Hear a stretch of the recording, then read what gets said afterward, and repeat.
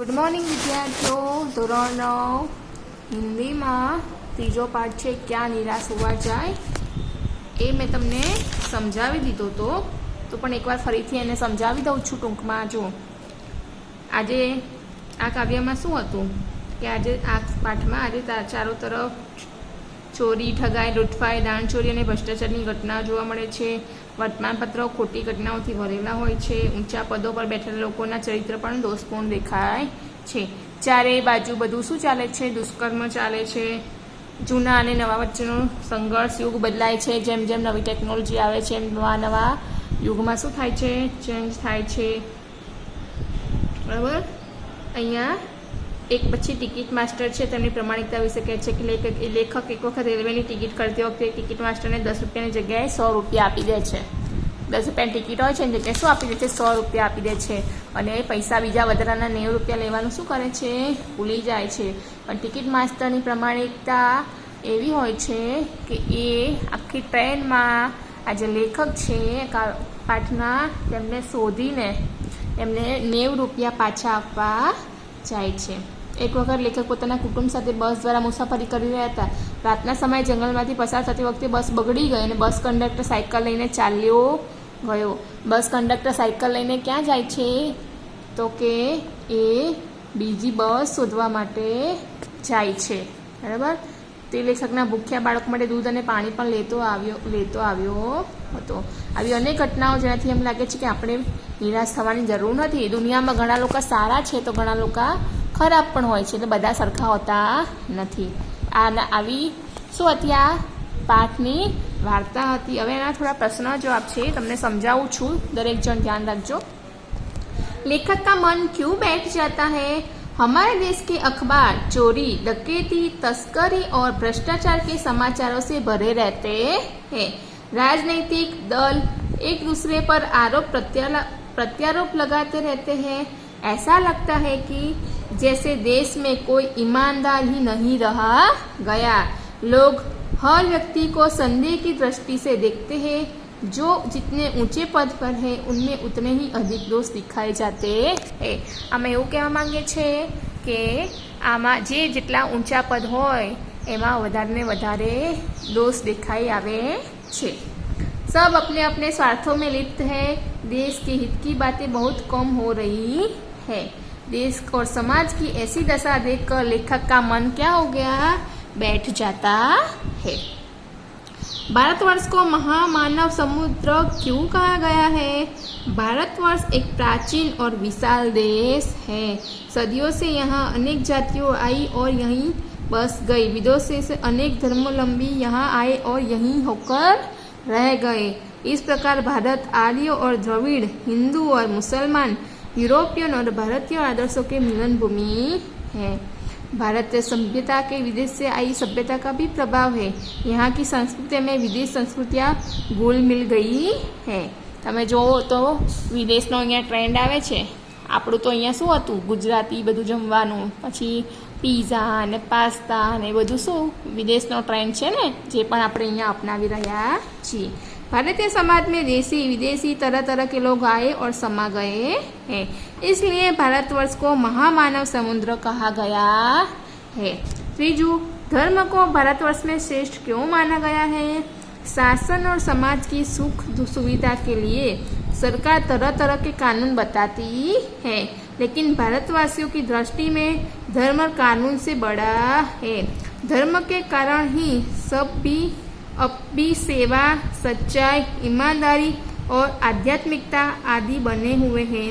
धर्म के भय से मनुष्य झूठ और चोरी को गलत समझता है. धर्म बुद्धि के कारण ही लोग दूसरों को पीड़ा पहुंचाना का पाप मानते हैं. धर्म बुद्धि ही लोभ, मोह, काम, क्रोध आदि विकारों पर संयम रख सकती है और निकृष्ट आचरण करने से रोकती है. इसलिए धर्म को भारतवर्ष में श्रेष्ठ माना गया है. कंडक्टर ने अपनी ईमानदारी कैसे बताई? एक बार लेखक सपरिवार बस यात्रा कर रहे थे. गंतव्य स्थान से लगभग 5 मील पहले एक सुनसान स्थान पर बस खराब हो गई. कंडक्टर समझ गया कि यह बस अब आगे नहीं जा सकती। वह एक साइकिल लेकर चला गया। उस समय रात के 10 बजे थे। यात्री बस ड्राइवर पर अपना क्रोध उतारने लगे। लेखक के बच्चे भोजन और पानी के बिना व्याकुल थे। यात्री ड्राइवर को मारने के लिए तैयार हो गए। ठीक उसी समय बस कंडक्टर एक खाली बस लेकर आया। यात्री उसमें सवार हो गए। कंडक्टर लेखक के बच्चों के लिए पानी और दूध भी लाया था। इस तरह बस कंडक्टर ने अपनी ईमानदारी और शुद्धता बताई। लेखक ऐसा क्यों नहीं मानते कि मनुष्यता एकदम समाप्त हो गई है। लेखक कहते हैं कि आज अखबारों में अधिकतर चोरी, डकैती, तस्करी और भ्रष्टाचार के भी समाचार होते हैं। आज किसी को किसी पर विश्वास नहीं रहा। ईमानदार और परिश्रम लोग दुखी हैं एवं झूठे, फरेबी और बेईमान लोग फल फूल रहे हैं। साचा माणसो શું થાય છે? એ લોકો દુઃખી છે અને જે લોકો ખોટા કામ કરે છે એ સુખી છે। स्थिति सचमुच निराशजनक है, लेकिन फिर भी अनेक घटनाएं ऐसी हो रही है जिनमें मनुष्य के दर्शन होते हैं। माणसમાં માનવતા જ નથી એવું નથી, ઘણા લોકોમાં આપણને માનવતા પણ દેખાય છે।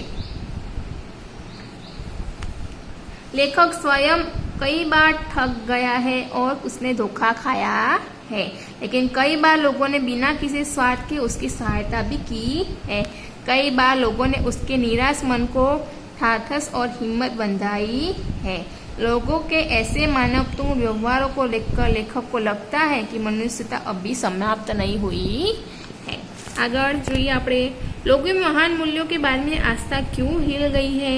आजकल ईमानदारी और परिश्रम करके जीविका कमाने वाले श्रमजीवी पीस रहे हैं और झूठ तथा फरेब को रोजगार करने वाले फल फूल रहे हैं। जे ईमानदारीथी काम करे छे ए लोग दुखी छे अने जे खोटू काम करे छे लोग शुं छे? सुखी छे। इसलिए लोगों में महान मूल्यों के बारे में आस्था हिल गई है। लेखक क्या देखकर हताश हो जाना उचित मानते हैं? लेखक कहते हैं कि आजकल ईमानदारी और परिश्रम को बदले झूठ और फरेब का बाजार गर्म है। ऊपरी दिखाई देने वाली उस मनुष्य निर्मित स्थिति के हताश हो जाना उचित नहीं है। भारत किसे निकृष्ट आचरण मानता है? भारत काम, क्रोध आदि विकारों को संयम से बांधकर रखने का समर्थक है। ऐसा न कर मन और बुद्धि को विकारों के इशारे पर छोड़ देना निकृष्ट आचरण है। देश के दरिद्र जनों की हीन अवस्था दूर करने के लिए क्या किया गया है? देश के दरिद्र जनों की हीन अवस्था दूर करने के लिए शासन के अनेक कायदे कानून बनाए गए हैं। उनका यही लक्ष्य है कि कृषि, उद्योग, वाणिज्य, शिक्षा और स्वास्थ्य के क्षेत्रों में लोगों की स्थिति को अधिक उन्नत और सुचारू बनाया जाए। देश के दरिद्र जनों की स्थिति सुधारने के लिए बनाए गए कानून सफल क्यों नहीं हो रहे हैं? देश के दरिद्र जनों की स्थिति सुधारने के लिए बनाए गए कानून को व्यवहार में लाने वाले अधिकारी लक्ष्य भूलकर अपनी सुख सुविधा पर ध्यान दे रहे हैं। એટલે કે જે દુઃખી લોકો માટે પૈસા મળે છે, તમે જ્યાં સાંભળ્યું હશે કે ઘણા લોકો કોઈ દુર્ઘટનામાં મળી જાય તો એના પરિવારને આટલા પૈસા મળશે, પણ એ પૈસા એમના સુધી પહોંચતા નથી। વચ્ચેવાળા જે માણસો હોય છે પૈસા શું કરે છે? ખાઈ જાય છે। એમની સુવિધા પર ध्यान देવામાં આવતું નથી। यही कारण है कि दरिद्र जनों की स्थिति सुधारने के लिए बचाए गए कानून सफल नहीं हो रहे हैं। किसी के दोषों का पर्दाफाश करना कब बुरा बन जाता है? दोषों का पर्दाफाश करना बुरी बात नहीं है, लेकिन जब किसी के गलत पक्ष में रुचि रखकर उसे उद्घाटित करना अपना कर्तव्य मान लिया जाता है तब वो बुरा बन जाता है। कोई माणस खोटू है, आपने खबर है कि माणस खोटू है तो पण आपणे तेना विरुद्ध नहीं पण तेनो साथ आपीए, बराबर, त्यारे शुं थाय छे? खराब वस्तु बनी जाए छे। कविवर रविन्द्रनाथ टैगोर ने प्रार्थना गीत द्वारा भगवान से क्या याचना की है? कविवर रविन्द्रनाथ टैगोर ने अपने प्रार्थना गीत में भगवान से यह प्रार्थना की है, संसार में केवल नुकसान उठाना पड़े, धोखा खाना पड़े तो भी मैं विचलित न हूँ। ऐसे अवसरों पर भी मैं प्रभु मुझे ऐसी शक्ति दो कि मैं तुम पर संदेह न करूँ। घणी वार आपने दुख आवे तो आपणे शुं कहीए? भगवान मारी जोड़े ज केम आवुं थाय छे? तो के मारी जोड़े भले दुख आवे, गरीबी आवे, मने गमे तेटલું नुकसान भोगवવું પડે પણ હું તમારી ઉપર संदेह न करूँ। એવું મને તમે શક્તિ આપો. એવું શું કહે છે કવિ અહીંયા કહેવા માંગે છે. અહીંયા મોટા પ્રશ્નોના જવાબ મેં તમને સમજાવી દીધા છે, અને નાના પ્રશ્નોના જવાબ તમને આવડશે. બરાબર, એ તમારે શું કરવાનું છે, હવે જાતે શોધીને લખવાના છે. બરાબર, આટલું રાખું છું. નેક્સ્ટ વિડીયોમાં આગળ તમને બીજા છે 4થું ચેપ્ટર આપણું કર્ણ કા જીવન દર્શન, એના વિશે આપણે સમજીશું. ઓકે, ચલો, થેન્ક યુ.